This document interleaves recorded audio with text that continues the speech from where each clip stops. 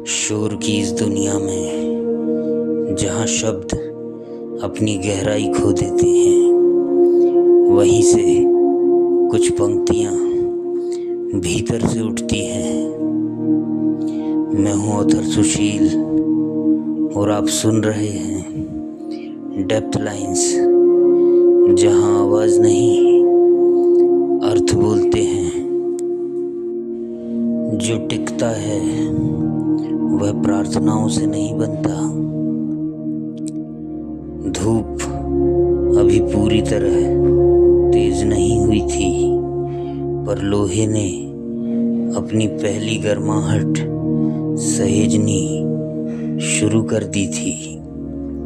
शहर के किनारे कुछ रेखाएं खिंच रही थी, कागज पर नहीं, धरती और कंधों के बीच।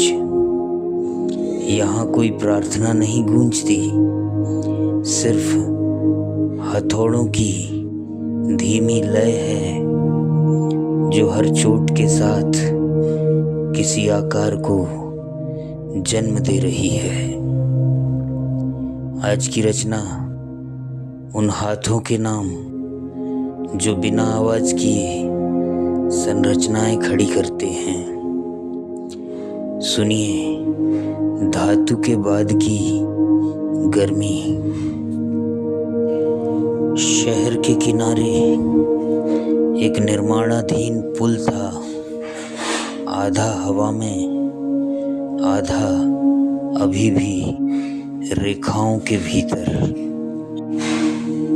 नीचे भारी गाड़ियां गुजरती थी, धूल के साथ अपने अपने बोझ की खामोशियां लिए। ऊपर लोहे की सरियों पर एक कपड़ा बंधा था, हवा उसे हिलाती रही, पर वह किसी भार में शामिल नहीं था। मजदूरों के कंधों पर सीमेंट की बोरियां थीं, पर कदमों में कोई मंत्र नहीं था, बस वजन का एक सीधा सा सच था। एक आदमी रजिस्टर में अंकों को ठीक कर रहा था। हर रेखा किसी की मेहनत का ठोस प्रमाण थी, न कि किसी अदृश्य कृपा का हिसाब। दूर मशीन मिट्टी काट रही थी। धरती ने कोई प्रतिवाद नहीं किया, सिर्फ अपना आकार बदल लिया। किसी ने पूछा, क्या यह सुरक्षित रहेगा?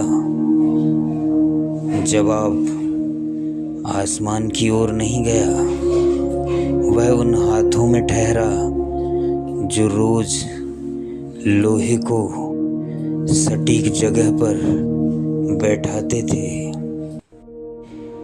यहाँ विश्वास नारा नहीं था, वह हर कसते हुए बोल्ट में धीरे धीरे उतरता था। शाम तक पुल उतना ही था जितना बनाया गया था, न उससे अधिक न कम। रात आई, मशीनें रुक गई, पर एक हल्की सी गर्माहट अब भी लोहे में बनी रही। और तब लगा कि जो टिकता है वह प्रार्थनाओं से नहीं, दोहराए गए श्रम से टिकता है। कुछ संरचनाएं घोषणाओं से नहीं, उन अनगिनत स्पर्शों से बनती हैं जो दर्ज नहीं होते, पर सब कुछ थामे रहते हैं। शायद मनुष्य भी किसी विचार से नहीं, अपने किए हुए कामों की धीमी लगातार गर्मी से पहचाना जाता है।